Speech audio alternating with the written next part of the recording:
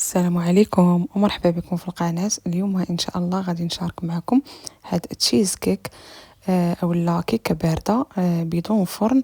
كتجي كريميه بلا كريمه، كتجي فيها واحد المذاق اللي رائع. اكدا غتنال الاعجاب ديالكم الا جربتوها. وقبل ما ندوزو المقادير والطريقه ديال التحضير لاول مره كيشاهد القناه، ما تنساوش لايك للفيديو والمشاركه في القناه باش هكا توصلوا بكل جديد الوصفات والشهيوات اللي كنشاركها معكم. وندوزو على بركه الله المقادير والطريقه ديال التحضير في نفس الوقت. بسم الله على بركه الله. عندي هنايا حاشوار اللي غنوضع فيها البسكوي اي نوعيه كتفضلوها. انا استعملت هاد ايو بديل ديال اوريو، وانتم استعملوا اي نوعيه بغيتو. هنايا طحنته في الهاشوار، خديت 2 الملاعق ديال الزبده اللي ذوبتها وغادي نضيفها عليه وغادي نخلط مره ثانيه حتى كيتلبس ليا البسكوي بالزبده كيصبح لهذا الشكل هذا. صافي هنايا كناخذ هنايا هذا المول هذا اللي كيتحل من اللي كيتحل، وغادي نسكب فيه هذاك البسكوي ديالي، وغادي نحاول انني نساوي السطح ديالو بالمعلقه على هذا الشكل هذا. ولا يمكن لكم تستعملوا شي كاس كتبقاو كتسرحوا البسكويت حتى الطبقه تكون متساويه على هذا الشكل.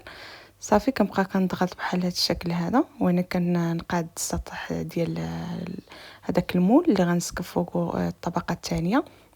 كنستمر على هذا الشكل حتى غنقادو بحال هكا، وكنديرو في الثلاجه على ما نوجد الطبقه الثانيه.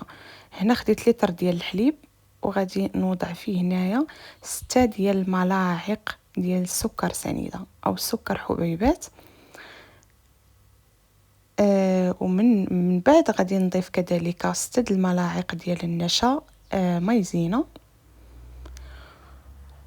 وغادي نضيف كذلك هنايا فلون ديال الشوكولا، غادي نضيف منه 2.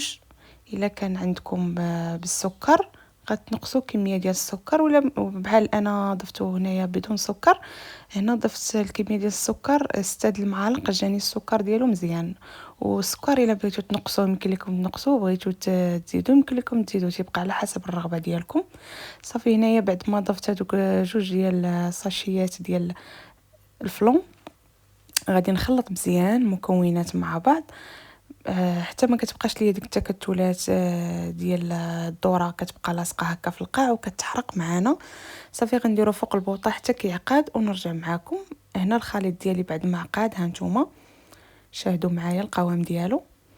صافي هنا غنجبد هذاك المول اللي وضعته في الثلاجه وغادي نسكب فوق منه الطبقه الثانيه ديال الفلون اللي صاوبناها مع بعض. غادي نسكبها وغادي نوضعوه هنايا جانبا حتى الطبقه تبدا كتشد ليا في راسها، ما كتبقاش هكا جاريه باش ما يتخلطوش لينا الطبقات. وغادي ندوزو للطبقه الثالثه. غادي ناخذ هنايا كاس ديال الماء العادي من الصنبور، غادي نضيف عليه معلقه كبيره ديال القهوه سريعه الذوبان، وغادي نضيف عليها ساشي ديال الفلون. وهاد المره هنا غادي نديرو بالنكهه ديال الكراميل، وغادي نضيف ملعقه كبيره ديال السكر حبيبات سكر سنيده، وغادي نديرو فوق من البوطه حتى كيغلي. وهنا خديت هذيك الطبقه بعد ما شدت لي في راسها. هنا خديت هذاك البسكوي نفسه اللي استعملته، قسمت كل وحده على 2 وغادي نزين بها على هذا الشكل هذا كيف ما كتشاهدوا معايا.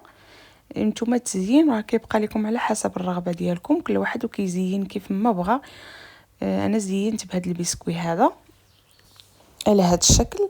صافي وهنا خديت هذاك الطبقه الثالثه اللي صاوبناها مع بعض، غادي نسكبها كذلك على هذا الشكل وغادي نوضعها في الثلاجه حتى كتبرد وكتشد راسها وكنديمو ليها بكل سهوله. وهذا هو الشكل النهائي ديال تشيز كيك اولا كيك بارد بدون فرن اولا سميوها كيف ما بغيتو. كتجي رائعه، كتجي كريميه. نتمنى تجربوها وتنال الاعجاب ديالكم. وهنايا غادي نقسم معكم كيف ما العاده باش تشوفوا الشكل ديالها كيفاش كيجي. هانتوما شاهدوا معايا راها كتجي لذيذه بواحد المذاق اللي رائع. نتمنى فعلا تجربوها، ونخليكم مع التتمه ديال الفيديو. نتلاقاو في فيديو اخر ان شاء الله، وبالصحه والراحه.